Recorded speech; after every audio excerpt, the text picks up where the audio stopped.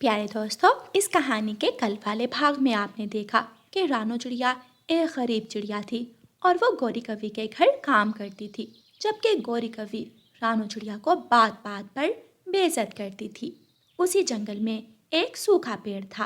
रानो चिड़िया उस पेड़ की मदद करती है, उसे हर रोज पानी देती है और वो पेड़ हरा भरा हो जाता है और बदले में वो पेड़ रानो चिड़िया की मदद करता है। अब देखिए अगला भाग।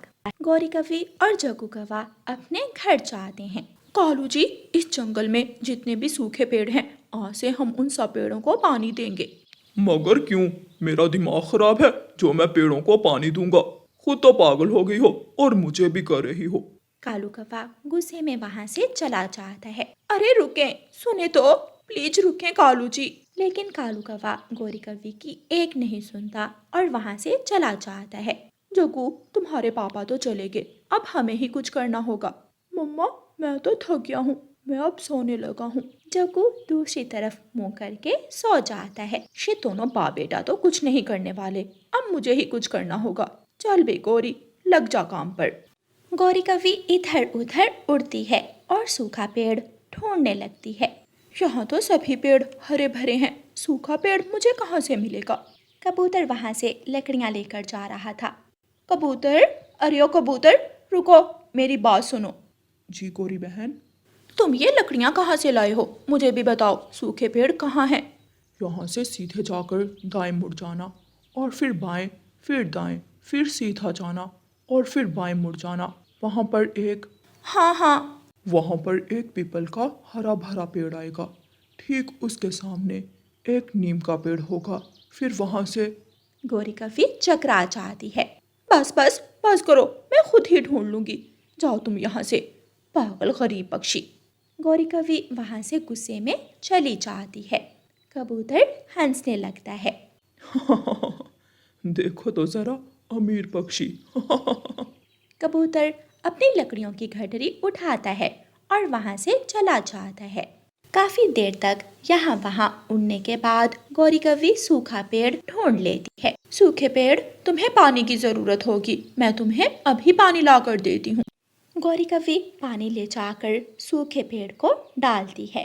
वहीं एक तोता लकड़ियाँ काट रहा था। मेरे प्यारे पेड़, जल्दी से तुम हरे भरे हो जाओ, तुम फिर से जियो, सुंदर हो जाओ। देखो तो, गौरी गौरी बहन तो पागल हो गई है। मोटी चोंच वाले, तुझे क्या है? इस सूखे पेड़ से बातें कर रही हो, और तो और पानी, इस सूखे पेड़ को पानी?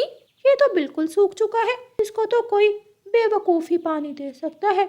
गौरी कवि मन ही मन सोचती है।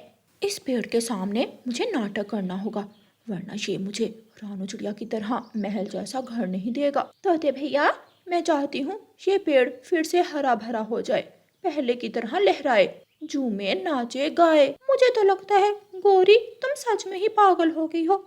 कुछ नहीं हो सकता अब तुम्हारा। चल भी मिठू, ये खबर जंगल में भी फैलानी है। मिठू तोता लकड़ियाँ उठाकर वहाँ से चला जाता है। सुनो सुनो, गौरी कवि पागल हो गई है, गौरी कवि पागल हो गई है, सूखी लकड़ियों को पानी दे रही है, कवि पागल हो गई है। ऐसे कहता हुआ तोता वहाँ से चला जाता है। गौरी कवि को बहुत गुस्सा आ रहा था, मगर वो खामोश रहती है।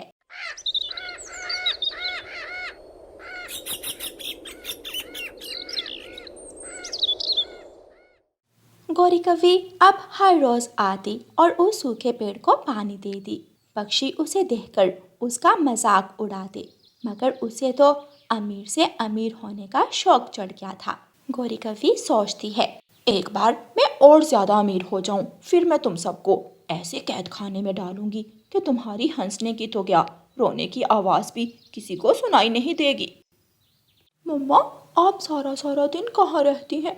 मुझे भूख लगी है, मुझे खाना दे। सब कुछ तुम्हारे लिए ही तो कर रही हूँ।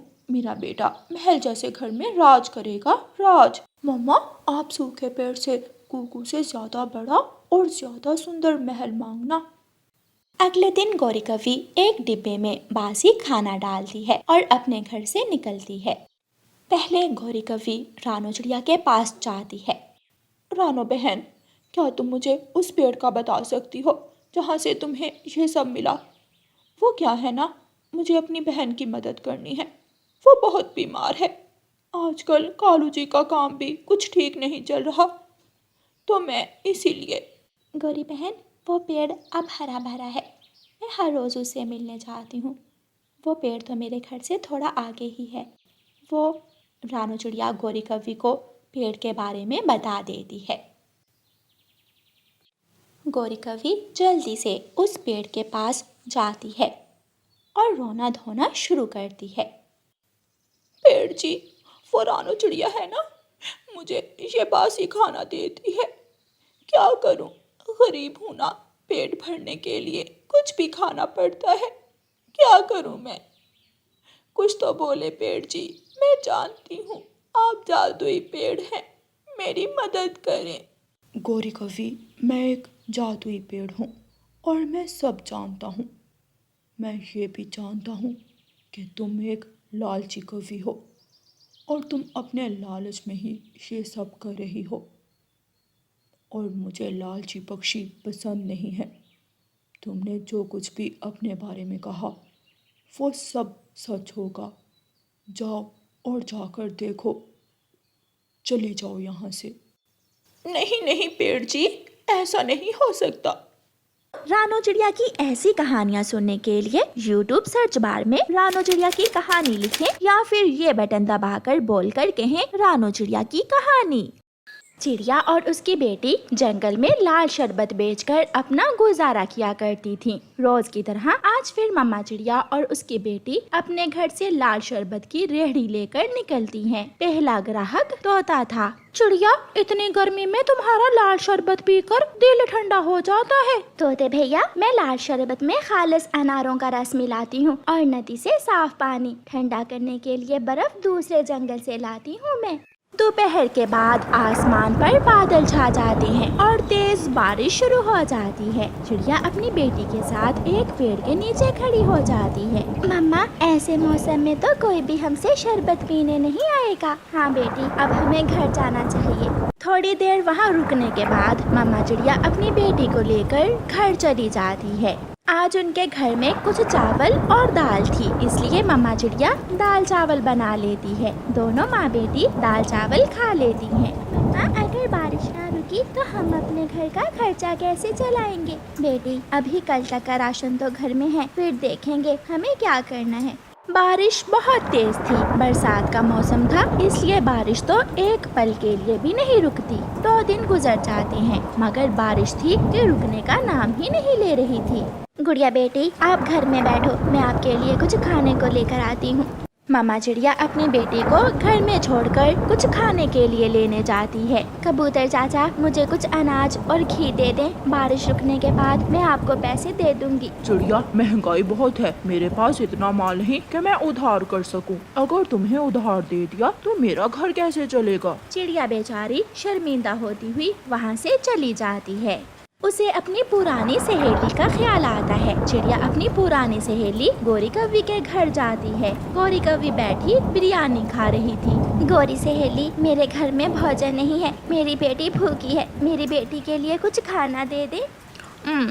चिड़िया, मेरे पास भी आज ही का खाना था, मैंने सोचा पेट भर कर खा लेती हूँ। ये 1 प्लेट बिरयानी की बची है, ये तुम ले जाओ। चिड़िया बहुत खुश होती है और बिरयानी लेकर अपने घर वापस चली आती है। मम्मा, पहले आप खा लें, मैंने तो गौरी सहेली के घर से ही पेट भरकर बिरयानी खा ली थी, ये आप खा लो बेटी। गुड़िया बिरयानी खा लेती है और सो जाती है और मम्मा चिड़िया बाद में प्लेट से गिरे हुए 2-4 दाने चावलों के खाकर 1 गिलास पानी पी लेती है।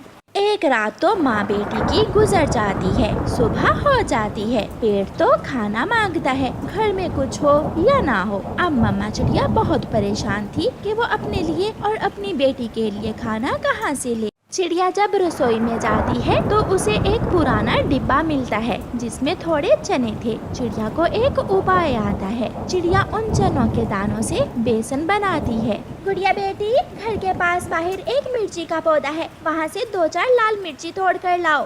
अभी लाई मम्मा। गुड़िया अपने घर से बाहर जाती है और लाल मिर्ची के पौधे से 2-4 मिर्ची तोड़ लेती है। मम्मा चिड़िया उस बेसन से पकोड़े बनाती है। पकोड़े प्लेट भर कर बन जाते हैं। गुड़िया बेटी ये ले, आप ये एक पकोड़ा खा लो और मैं थोड़ी देर तक वापस आती हूँ। चिड़िया वो पकोड़े लेकर जंगल में सबसे अमीर चील रानी के घर जाती है। चील रानी, मैंने ये पकोड़े घर में बनाए हैं, आप ये पकोड़े ले लें और मुझे इसके बदले थोड़ा बेसन और पकोड़े बनाने का सामान दे दे। वाह वाह, मजा आ गया। बारिश के मौसम में गरम गरम पकोड़े। चील पकोड़े खाती है जो बहुत स्वादिष्ट थे। इन पकोड़ों के बदले तो मैं कुछ भी कर सकती हूँ। फिर चील चिड़िया को कुछ बेसन और पकोड़े बनाने का दूसरा सामान दे देती है। चिड़िया अकल से काम लेती है और फिर से घर जाकर पकोड़े बनाती है। इस बार पकोड़े ज्यादा थे। चिड़िया वो पकोड़े लेकर अपना छाता लगाती है और पकोड़े बेचना शुरू कर देती है। गरम गरम पकोड़े लो, गरम गरम पकोड़े। थोड़ी ही देर में चिड़िया के सारे पकोड़े बिक जाते हैं। मम्मा, ये उपाय आपने कैसे सोचा? बेटी, जब मुसीबत सर पर आती है तो हिम्मत से काम लेना चाहिए, कोई ना कोई उपाय निकल ही आता है। फिर कुछ ही दिनों में चिड़िया अपनी पकोड़ों की रेहड़ी लगा लेती है। अब चिड़िया लाल शरबत की जगह गरम गरम पकोड़े बेचने लगती है और फिर बारिशों के दिन चिड़िया पकोड़े बेच बेच कर अच्छा मुनाफा कमा लेती है। चिड़िया, तोता और कौवा बैठे हुए थे जब 12 बजे वाला ऑटो बरगद के बड़े पेड़ पर आकर रुकता है।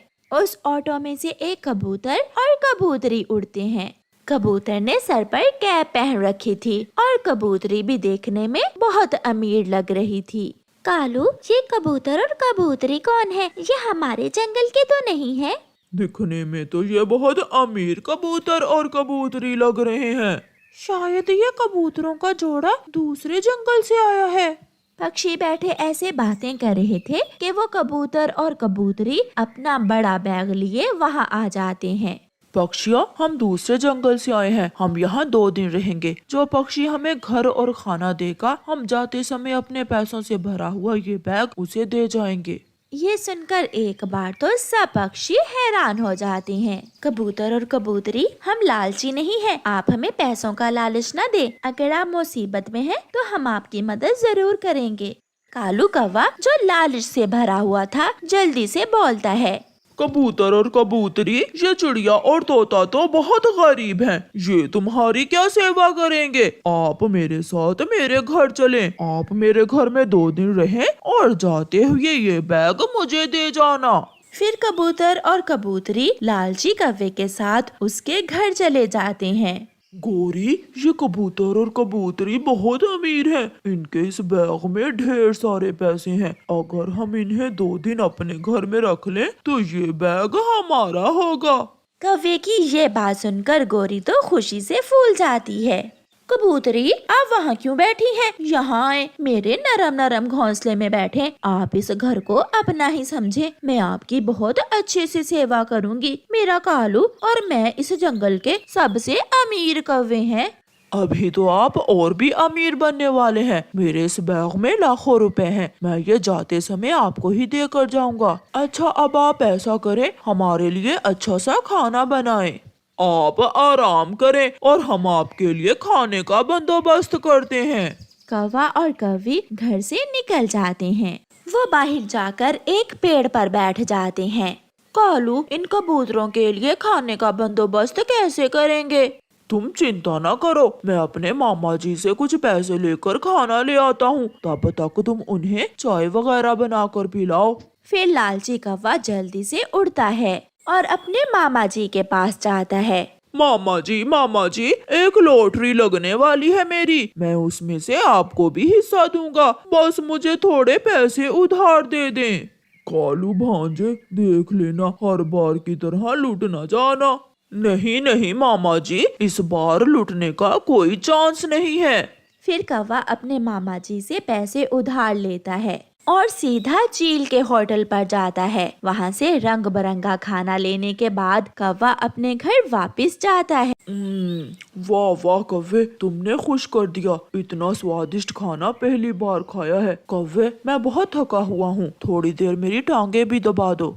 फिर कौवा और कौवी कबूतर और कबूतरी की टांगे दबाते हैं कबूतर और कबूतरी सारा दिन उनसे तरह तरह की चीजें लेकर खाते हैं और उन्हें बार बार उस पैसों से भरे हुए बैग का लालच देते हैं। ऐसे वो 2 दिन तक उनके घर में रहते हैं और फिर 2 दिन बाद कबूतरी गोरी कव्वी से कहती है, ओहो कवि, मैं तो भूल ही गई, इस बैग को ताला लगा हुआ है और मेरे गहने भी इसी बैग में हैं। आज मुझे अपनी सहेली की शादी पर जाना था। यार कव्वे, क्या इस जंगल में कोई लोहार है? अगर है तो उसे बुलाकर इस बैग का ताला खुलवा दो। पैसे तुम रख लेना और गहने पहनकर मेरी पत्नी अपनी सहेली की शादी में चली जाएगी। कबूतरी सहेली, इसमें परेशानी की क्या बात है? आप मेरे गहने पहनकर अपनी सहेली की शादी पर चली जाएं और जब वापस आए तो ताले की चाबी लेती आना और हम इस बैग का ताला खोल लेंगे। हाँ हाँ, ये ठीक है। फिर गोरी कव्वी अपने गहने कबूतरी को दे देती है। जल्दी चलो पत्नी जी, तुम्हारी सहेली तुम्हारा इंतजार कर रही होगी। कव्वी के गहने लेकर कबूतर और कबूतरी वहाँ से चले जाते हैं। कालू कालू, जाओ जल्दी से लोहार पक्षी को बुला कर लाओ, इस ताले को खुलवाओ, मैं तो खुशी से पागल हो रही हूँ। गोरी गोरी, तुम इस बैग का ध्यान रखना और मैं अभी लोहार को लेकर आता हूँ। कौवा उड़ता है और जंगल में लोहार पक्षी को लेने जाता है। लोहार जी, जल्दी चलो, एक ताले की चाबी गुम हो गई है, वो ताला खोलना है।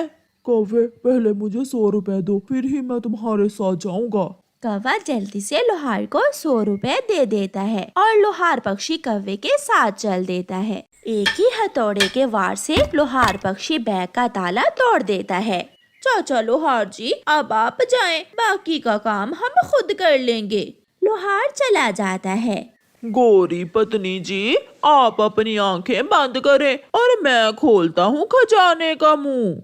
गोरी अपनी आंखें बंद कर लेती है और कालू कौवा बैग को खोलता है और डरकर जल्दी से उछलकर दूसरी तरफ हो जाता है। गोरी लुट गए, हम लुट गए। कालू, क्या हुआ? गोरी, बैग में चूहा है, चूहा, ना पैसे और ना गहने। वो कबूतर और कबूतरी तो फ्रॉडिये थे। कालू, मेरे गहने भी वो चातर कबूतरी ले उड़ी।